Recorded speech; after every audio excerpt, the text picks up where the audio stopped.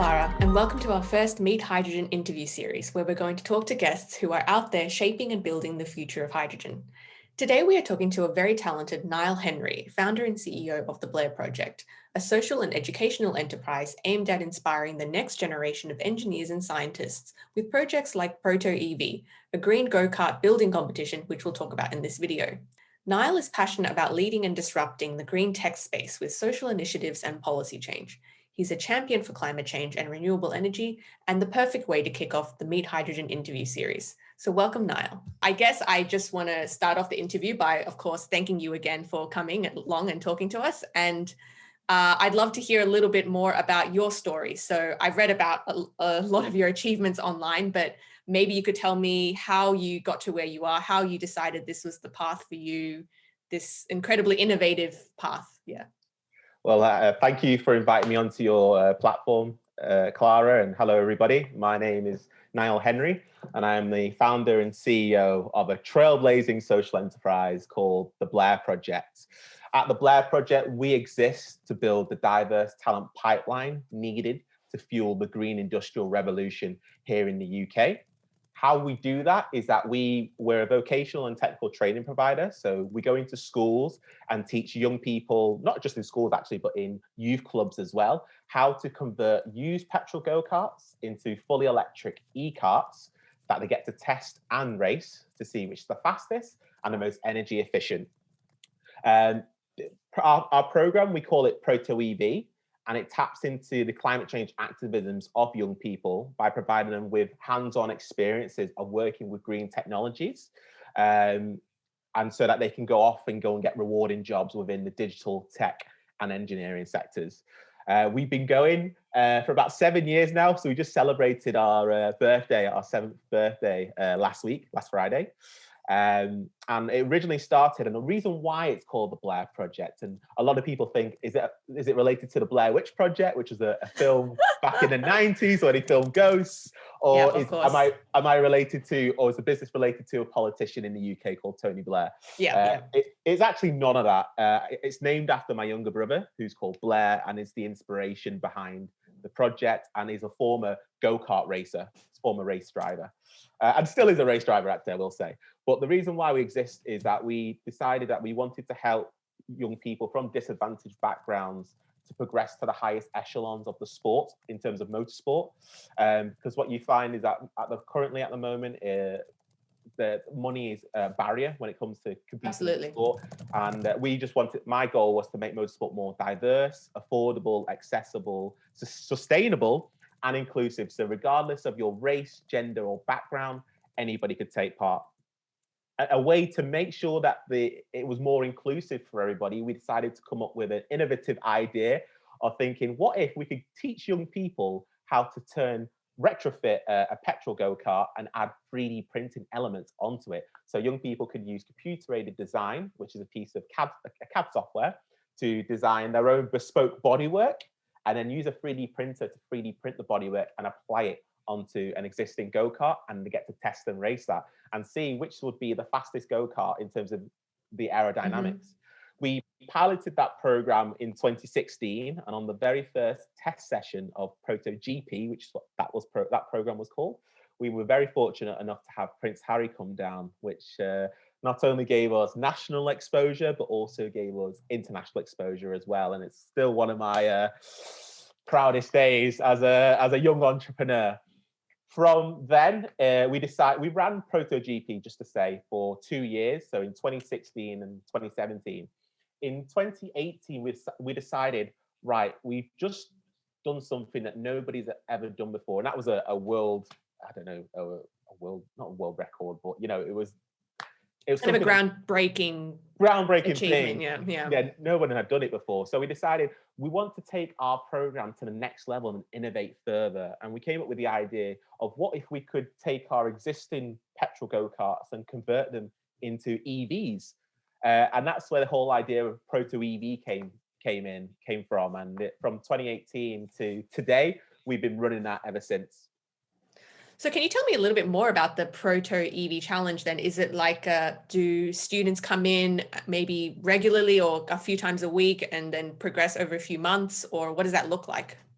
So how we operate that in the UK is we work, we work with schools and youth clubs, and we run a kind of training of trainers model where we train the teachers and the youth workers how to build an electric go-kart.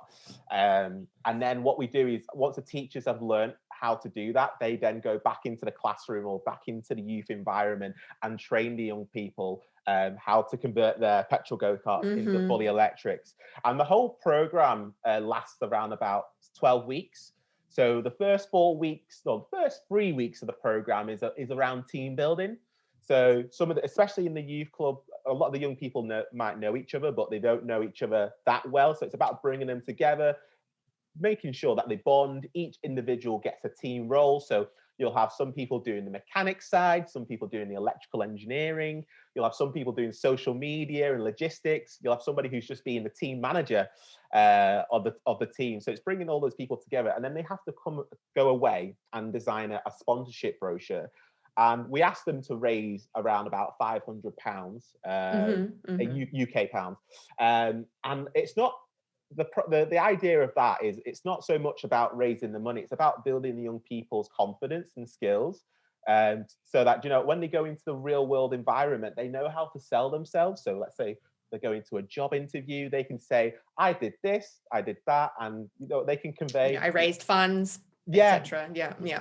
You're demonstrating practical skills. And sometimes that's been one of the issues that we've had in the UK, is that we have a lot of people who know the theoretical side, but when it comes to the practical element, they don't have the practical skills. So our program is all about providing young people with those practical skills. So by the time they finish the program, they might decide to go to college and go off to university and study the theory, or they can go down the route of doing an apprenticeship and doing all practical work. And that's what employers are really looking for. They want to turn over to the back of your CV and say, what programs, let's say for an engineering career, what programs have you done to demonstrate that you know what you're talking about, or you can apply those skills? And they don't really care about your GCSE grades over here.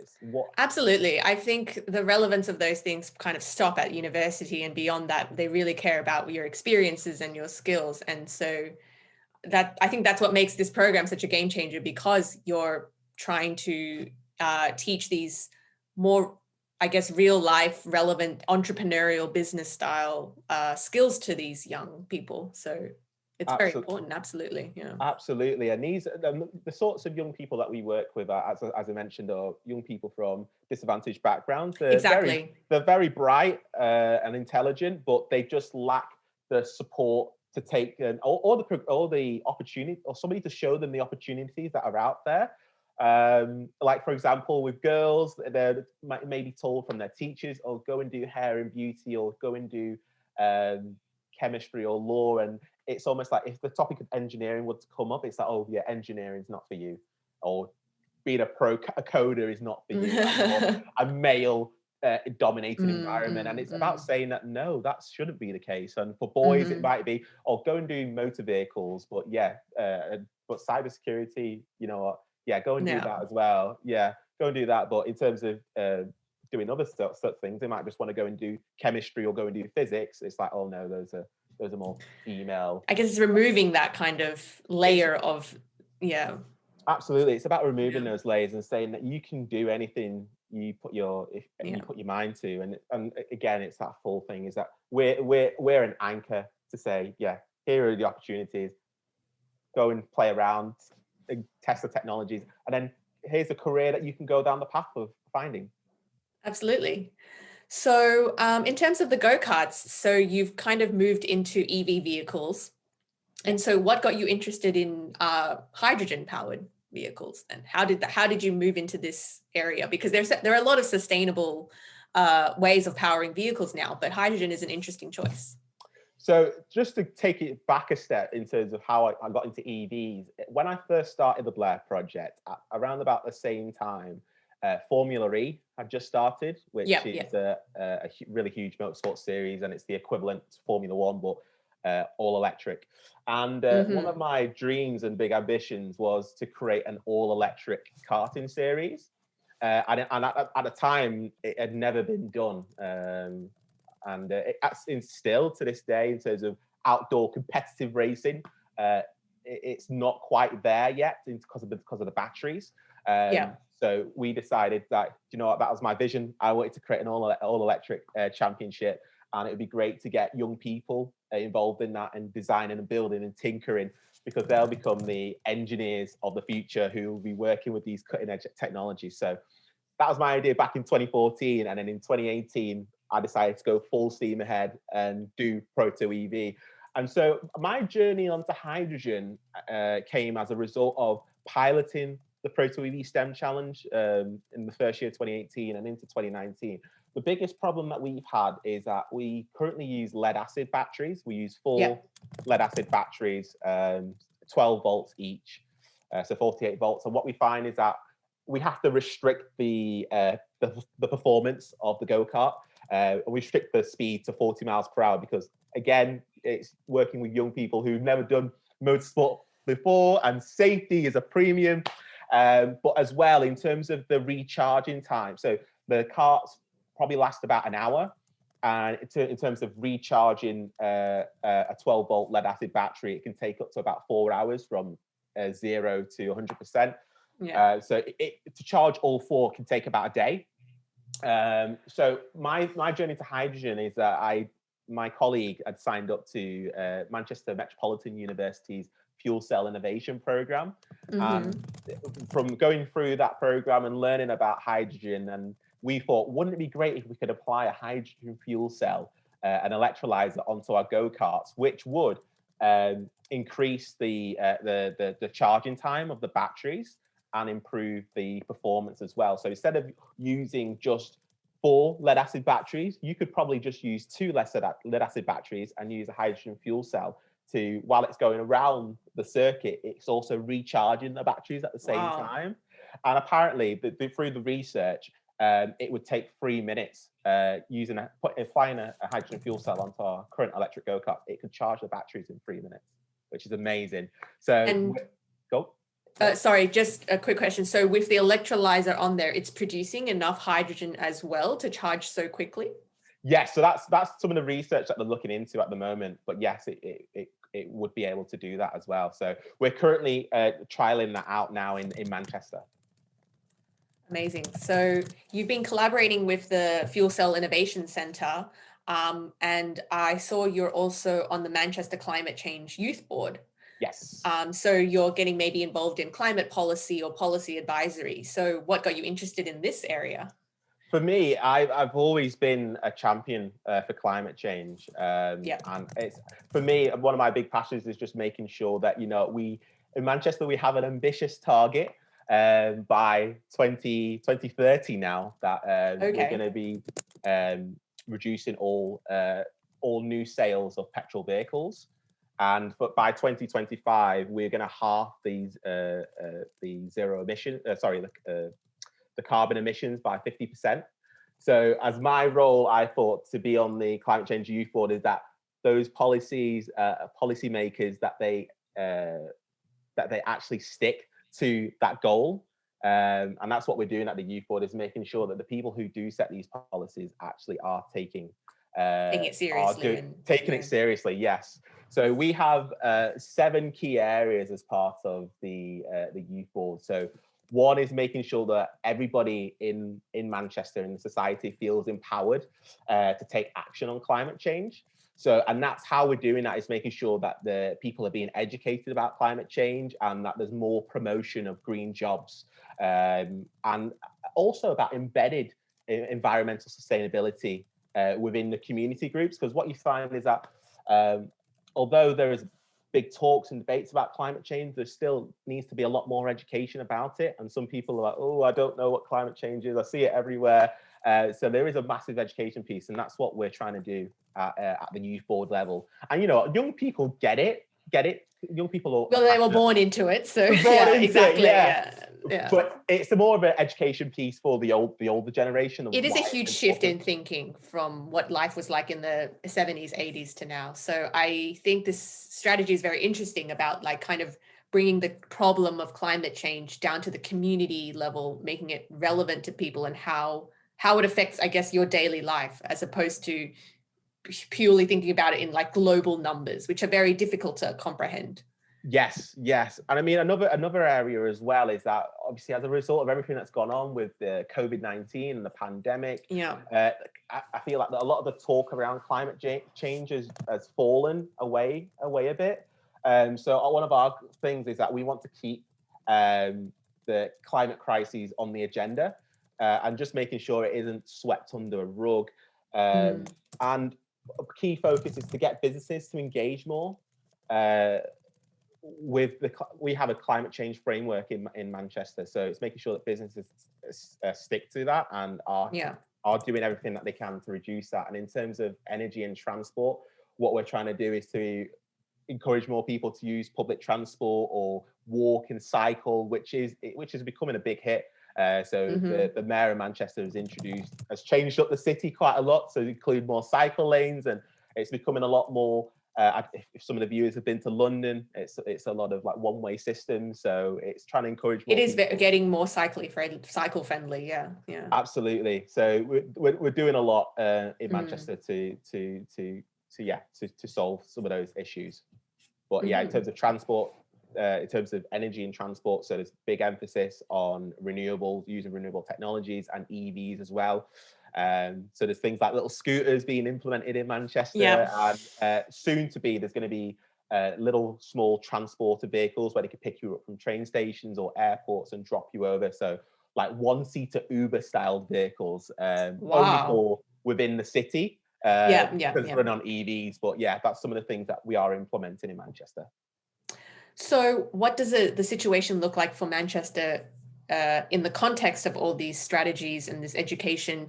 Where does hydrogen fit into that right now? So yes, so hydrogen, it's still a new thing. Yeah, it's still a new thing. So in terms of in the northwest, there's a company called Kadant who are building a hydrogen pipeline within the north. So more and more things are starting to take place. I think one of the big issues that we have, and why, in terms of vehicles, why hydrogen hasn't taken off so much, is that we don't have enough refueling stations.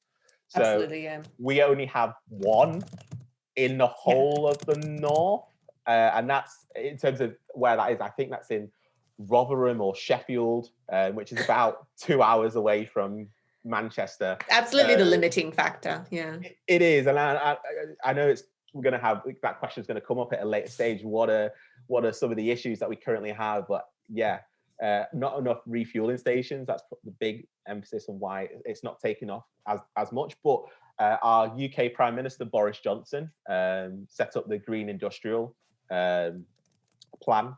So a lot more stuff around hydrogen will be coming within the next 10 years, which is very exciting. So a lot more money is going to be pumped into hydrogen production.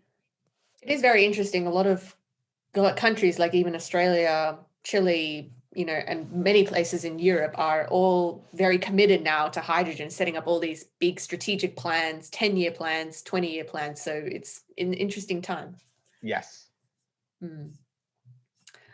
Okay. So you kind of touched on this thing with hydrogen vehicles. So maybe we can talk about that now.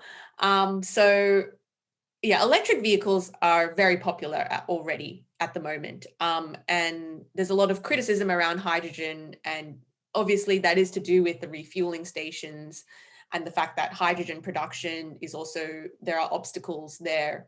So what do you see as the biggest kind of last obstacle we need to overcome for hydrogen to reach that same level of mainstream popularity? I think obviously a big thing to get it popular is if there was more, like we've just already talked about, refueling stations. That would be a big emphasis on people wanting to get a hydrogen vehicle, because if at the minute there's only one in the north, you have to drive 2 hours away to go and refuel your car. Exactly. It's like, oh, I don't really need to be doing that. I'll just stick with what's around, an EV or a petrol, a hybrid. I think some of the other risks I would say is there's a lot of stigma around the efficiency loss in terms of the production of hydrogen. Of course. Compared to EVs, which it doesn't. I don't think it loses as much performance. as an EV, but yeah, there's a lot of stigma around that. Say, oh, well, why do I want to get a hydrogen vehicle if I'm going to lose all if it's not as efficient? But I think the benefits though outweigh the risks. Like in terms of, obviously, hydrogen doesn't emit any dangerous gas, any dangerous emissions. It's just water vapor. That's definitely Absolutely. a positive, and that will give us a step in the right direction of hitting those zero carbon goals, especially that we have for Manchester and globally as well. Mm-hmm. And in terms of, because my area is more fuel cells, and the fact that you can also you can power a vehicle or a home or your own business using a fuel cell, and it's just water as well, an electrolyzer. In some instances, for a fuel cell, I think that's super just amazing. So one of the things that we're trialing with Manchester Metropolitan University is to develop a big enough fuel cell that you can just, it's like a plug and play. You can adapt it, so you can put it in your car, and then at night time you can take it out and put it in your home, and it recharges. It powers the home, but it recharges at Also home. recharging, yeah. Yes, and then you can swap it back and forth between your home and your vehicle. So that's some of the research that's going on there, and I just think there are a lot of cool things. And look at hydrogen; it is the most abundant element in the universe. So why aren't we using that more? It's like the sun, like why are we using the sun? It's really interesting what you said, because maybe there is that stigma, because hydrogen sits a bit different from all the other fuels in that it's not really the same thing as I guess it's kind of like a way of us to store and transport energy. Yeah. And yes, we have to produce it like we have to produce any battery or anything like that. But as long as the method of production becomes renewable or greener, then we're always going to be getting better and better. Like things are changing every single year. And maybe within 5-10 years, that difference in the cost of production, the energy of production, versus, the output will be getting closer and closer together. Oh yeah, absolutely. I think if we can crack the nail in terms of the speed up of the production of hydrogen, because that's one of the other things, is that it takes a lot of time to produce. And in a large enough quantity as well. Exactly. If that nut can be cracked, I think the uptake will be higher as well. And we're already starting to see more and more companies producing hydrogen cars. Toyota obviously led Definitely, the field. yeah. We're now seeing BMW and a lot of more car manufacturers looking at producing hydrogen cars. So that's already a positive. Absolutely. So I guess if you could summarize or kind of try to make your best pitch of why consumers or why the general public should be looking towards hydrogen for the future as a energy source, or even as a primary energy source, how would you pitch it to them? Or what would you say is the biggest thing that makes it worthwhile? Oh, good question. Good question. For me, it's a simple one. It's the most abundant element in the universe. We've got a never-ending supply of it. Why don't we use it? It's zero emissions, no carbon. We should be using that. If we're really serious about tackling climate change, just using hydrogen and even EVs to an extent, we would be doing a lot better for our planet and for saving our planet. Once the technology is there, it will become a lot cheaper as well. At the moment, the cost is quite high for hydrogen, but if we can scale it up and expand it, the costs will be significantly cheaper. And the range is so good with hydrogen. You get up to 300 miles in a vehicle. So those are some of the main things. And just a little simple thing, the crazy thing, like it's only emitting water. Like that is just crazy. It's a very beautiful process. Very when you look beautiful. At the reaction. Yeah, it's just like, oh, and water comes out and energy. Energy, yeah. So it's like, why not?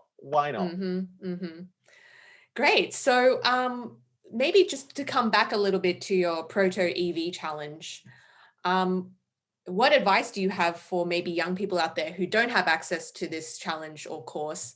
How can they get more involved in this area, and how can they push themselves and open up their opportunities like you have for all these people?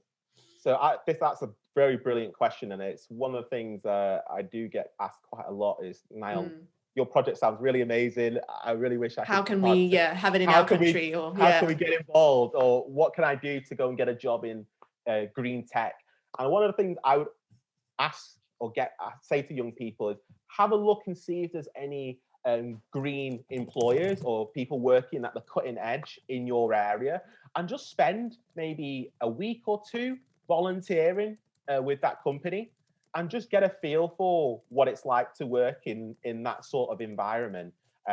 Because then, you know, you're demonstrating that you've taken the time to go away and learn and even just apply your practical skills. And I don't think at this current crisis at the moment, I don't think any employer is going to turn you away and say, "Oh, we don't want anybody to come and work in our company." I think especially in terms of companies working at the cutting edge, they will appreciate anyone just coming on board and wanting to offer a helping hand. So if you can go and volunteer with a company, or it doesn't have to be a company, or get involved in a community group, or just something that's going to give you skills, then that's a positive plus.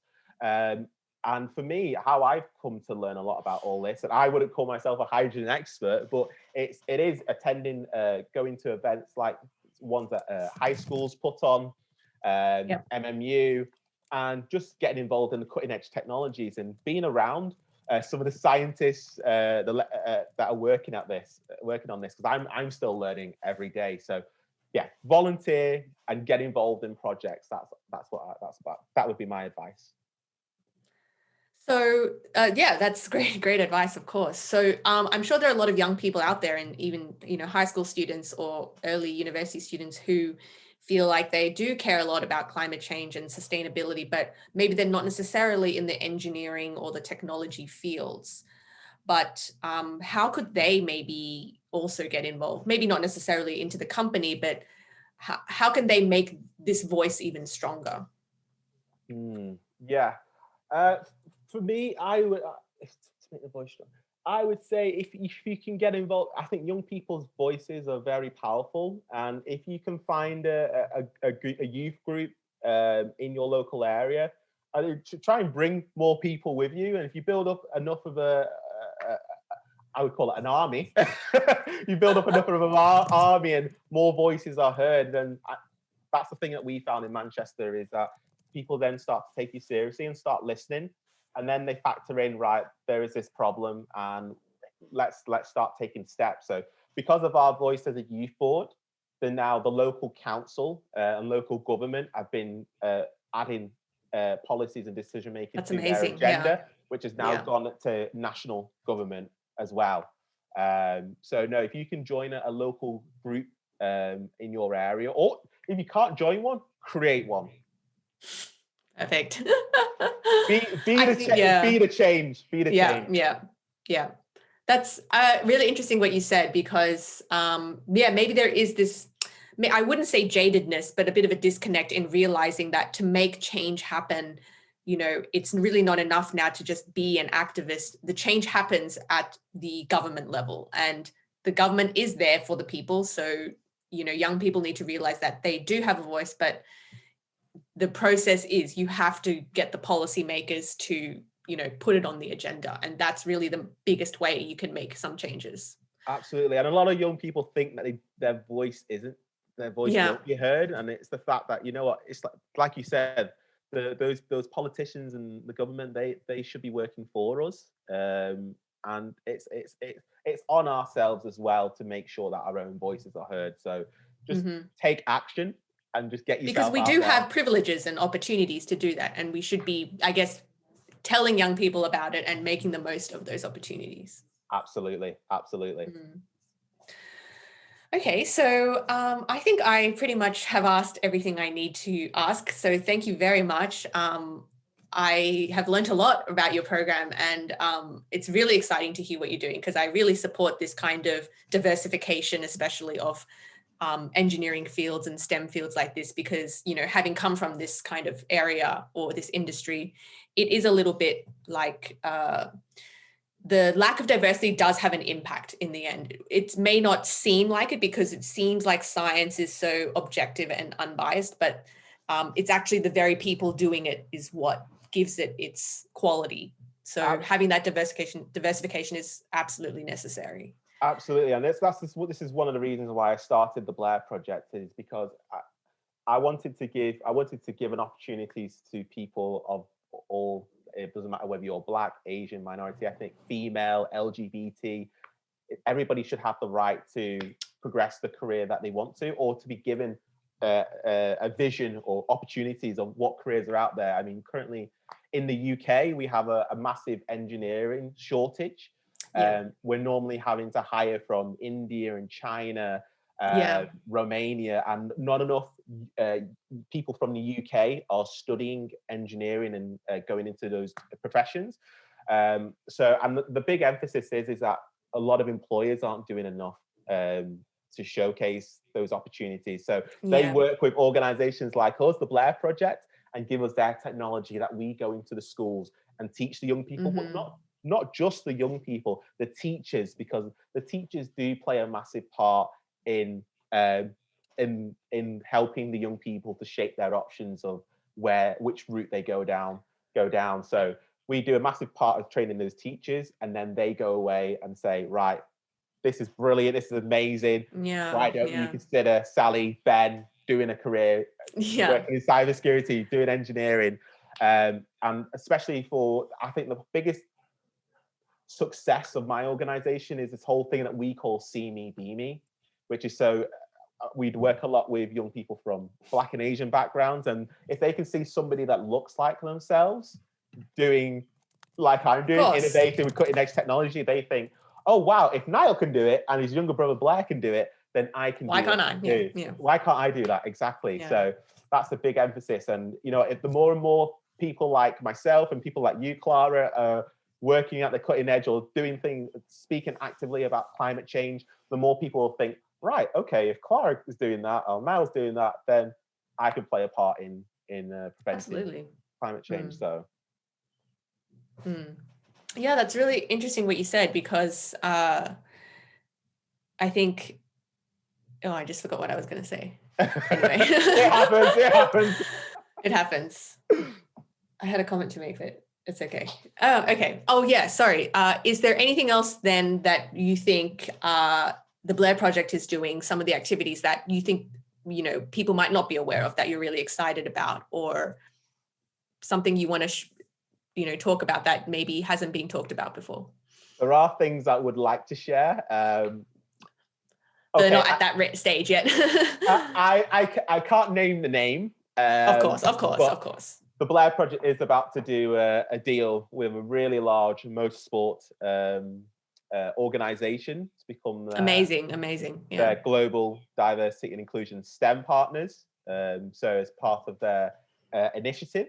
So it would mean that the Blair Project can take its Proto EV Challenge international. So Proto EV might be coming to Poland sometime soon.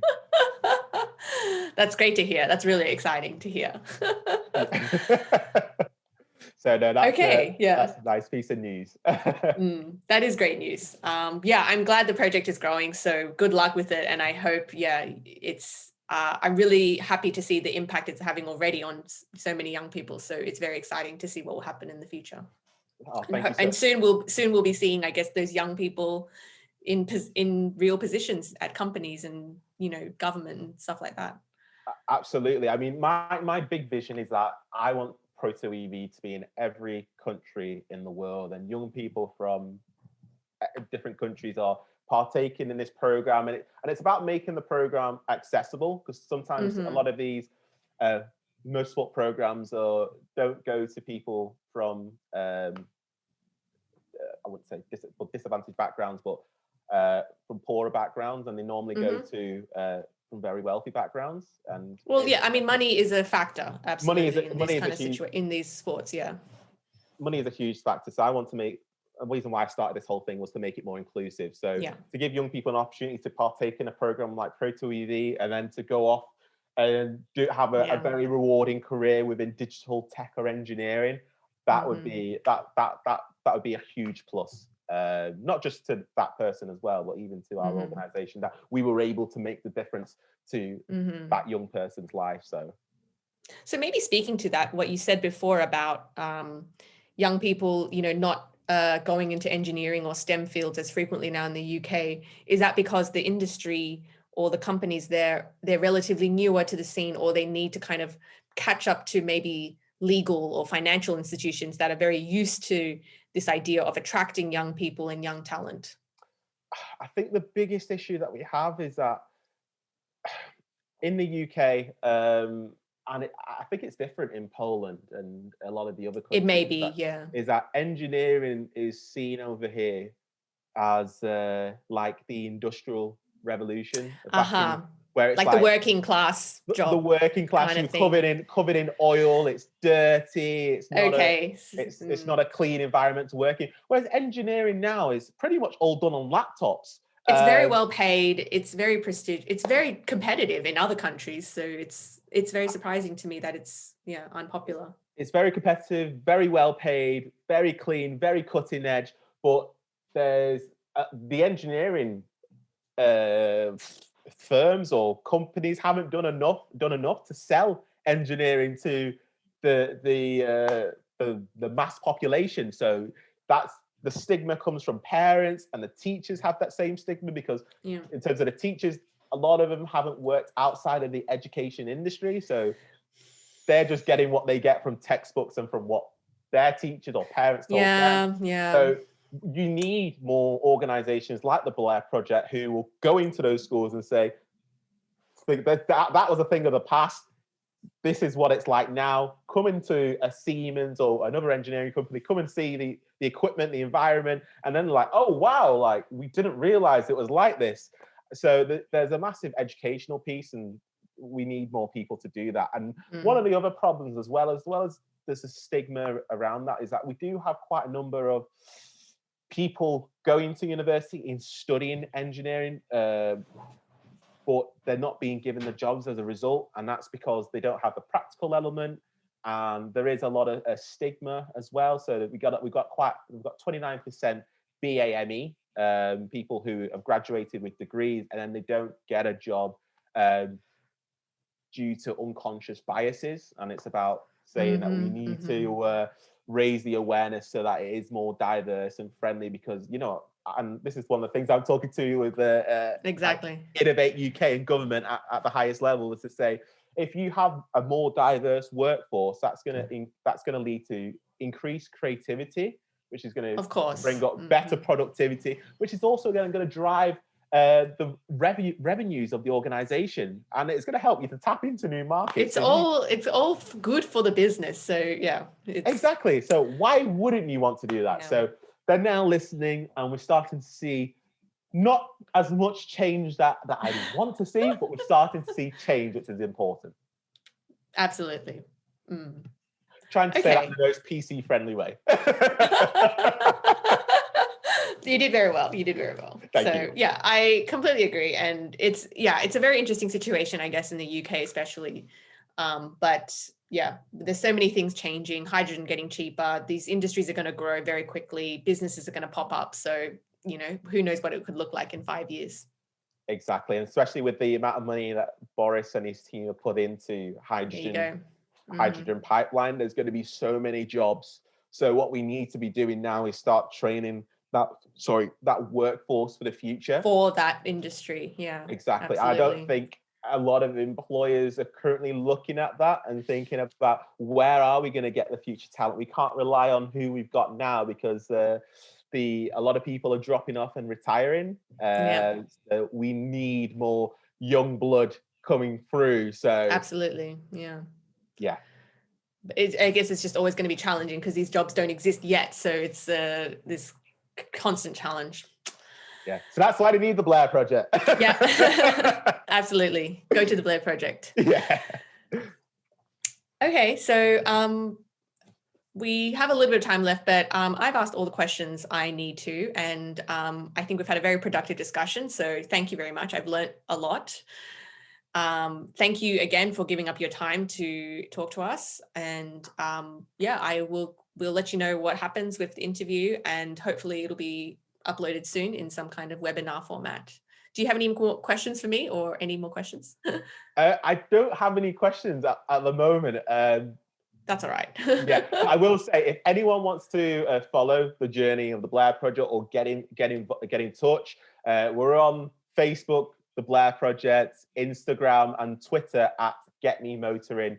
And on, if there's any older young people, 18 plus, Yeah, we're on yeah. LinkedIn as well at the Blair Project. Perfect. Where there'll also be an intro to this interview where we can probably say all this as well and add all the links on the platform that we use. So Brilliant. yeah, that'll be great. Okay, so I guess I will let you go and not take up any of more of your time. So have a good day. Thanks again for the interview. And it was really nice to meet you and chat to you.